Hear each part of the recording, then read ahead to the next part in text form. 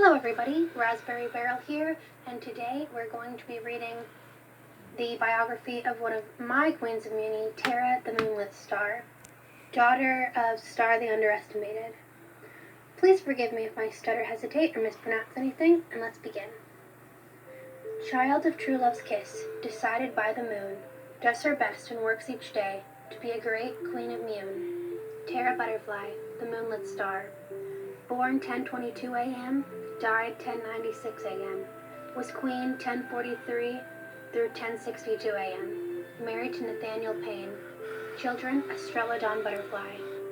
Terra Lucine Butterfly was born on the morning of Cork 15th, 1022, in the Butterfly Castle. The whole kingdom was thrilled with the arrival of their newest princess. Terra was born with cookie brown hair, green eyes, and red crescent moons on her cheeks that resembled her great-grandmother Selena's. Her mother, Queen Star Butterfly, chose to name her after the planet that changed her life, and after the rock that she believed brought her love. During her early life, Terra was a cheerful and curious girl, which made her mother very happy. It was when Terra was only 3 that Star arranged for her to start having playdates with Muni's other royals. Terra's first and closest friends were Eloise Slime Spiderbite of the Spiderbite Kingdom and Talicia Ponyhead of the Ponyhead Kingdom. Terra also loved watching her mother and family perform magic.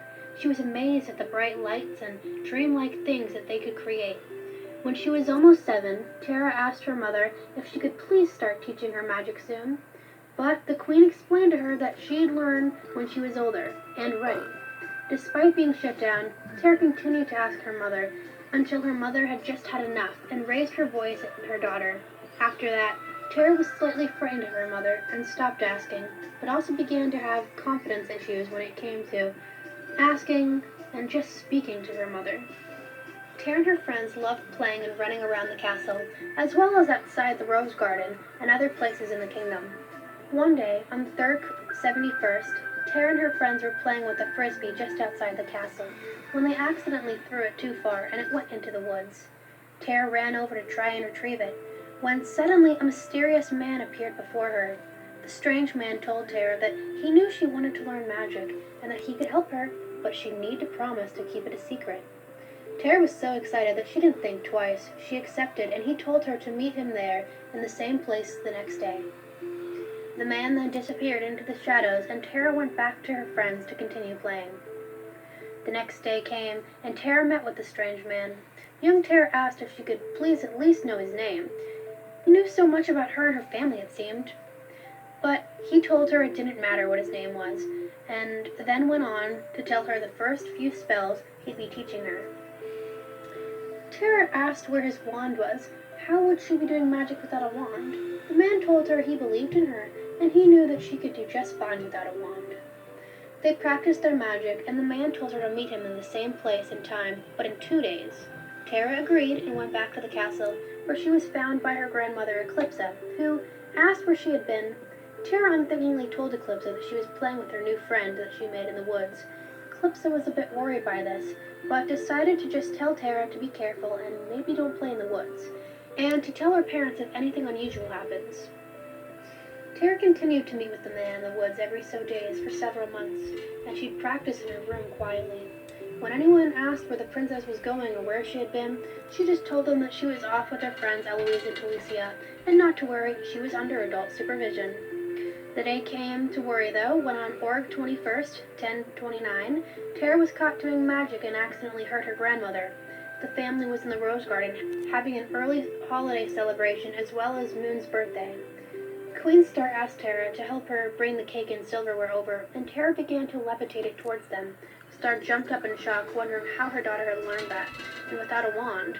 Seeing her mother jump up in shock scared Terra, resulting in her losing control, and the silverware flew everywhere, some of it which hit Queen Moon, slightly stabbing her.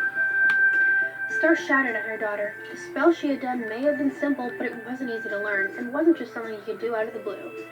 Who had been helping her? Star then ran to her mother to make sure that she was okay. Although Moon was slightly stabbed, she was fine.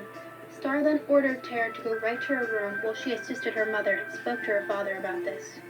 Terra did as her mother had asked, but then started to perform the all-seeing eye to see what they were saying about her. She heard her father suggest that maybe she had found one of Crescenta's books in the library, or maybe Glossaric was secretly teaching her. Terra then looked at herself in the mirror, feeling awful for hurting her grandmother, and asking herself if learning magic was wrong. She told herself that no, it couldn't be, and then started to perform another spell that even I couldn't recognize. Then suddenly her mother burst in and stopped her. Star then asked Terra what she was doing, but Terra wouldn't tell her. All she said was that one of her friends told her to do it. Star asked who, and all Terra said was that she promised she wouldn't tell. Star then had a conversation with Terra about how dangerous magic could be, and that she shouldn't be doing it yet, and definitely shouldn't be doing it without a professional to help her. Star then told her to not talk with that friend for a while, and if she decides she wants to tell her who they are, to please do. Queen Star then discussed the issue with the rest of her family, and they decided to assign guards to Terra, no matter where she was or who she was with. Star asked the guards to listen to the princess and try to see if they could figure out who this friend could be. She also arranged for Terra to meet with her princess friends more, hoping this would take her mind off magic and her mysterious friend. After that, things appeared to be going well. Terra was watched and didn't perform magic, and didn't seem to be transpiring her information with anyone. Although all seemed good and Terra was safe, she lost part of her spark and seemed...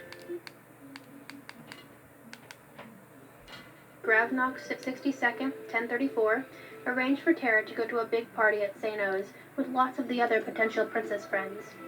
Terra was now 12, and Star felt it was right for her to go and do some things alone with some of her friends now, and so decided to remove Terra's guards completely. Terra rode with Eloise and Talicia to the party in a wonderful carriage. Terra was slightly frustrated that her mother had basically forced her to come, but was happy to be alone at least. The friends entered together and found bright lights, loud music, and princesses dancing everywhere. Terra danced and talked with her friends for a while, but not long after arriving told them that she wasn't feeling well and was going to leave. They asked her to stay a little longer, please, but she denied, and so they wished her farewell. Terra put on a smile as she walked out of the party room, but once she was sure that no one had seen her, she went around the corner and entered a hallway. Terra just happened to find a library of books and tapes all about how to be a great